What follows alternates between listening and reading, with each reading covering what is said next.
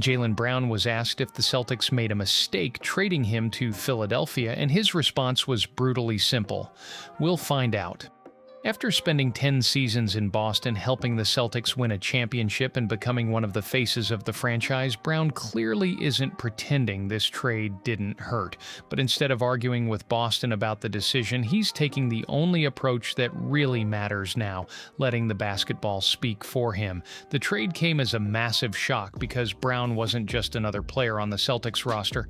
Boston drafted him third overall in 2016, and over the next decade he developed into an all-star, an all-NBA player, and a championship-level star. Then, during the 2025-26 season, his importance became even clearer when Jason Tatum was sidelined with an Achilles injury. Brown stepped into the number one role and responded by averaging a career-high 28.7 points, 6.9 rebounds, and 5.1 assists, helping Boston finish 56-26. And after all of that, Boston traded him.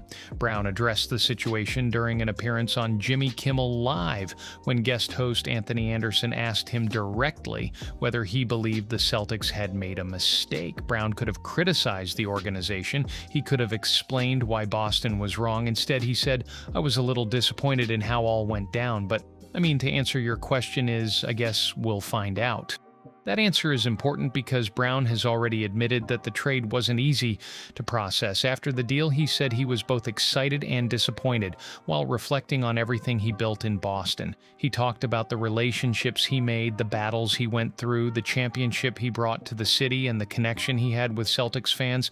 After 10 years with one organization, being told you're moving on is obviously going to hit differently, but now Brown has a completely different opportunity. Boston sent him to Philadelphia in exchange for Paul George, 2 first-round picks and 2 second-round picks. And Brown isn't joining a team that's simply hoping to compete. He's joining a roster that already features Joel Embiid and Tyrese Maxey, while Philadelphia has also added LeBron James.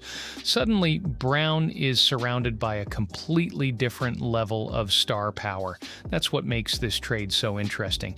In Boston, Brown had already shown that he could carry a massive offensive workload when Tatum was unavailable. Now he could have the opportunity to play alongside multiple high-level stars instead of having to carry the entire offense himself. Philadelphia can give him another chance to chase the championship that he already knows what it feels like to win.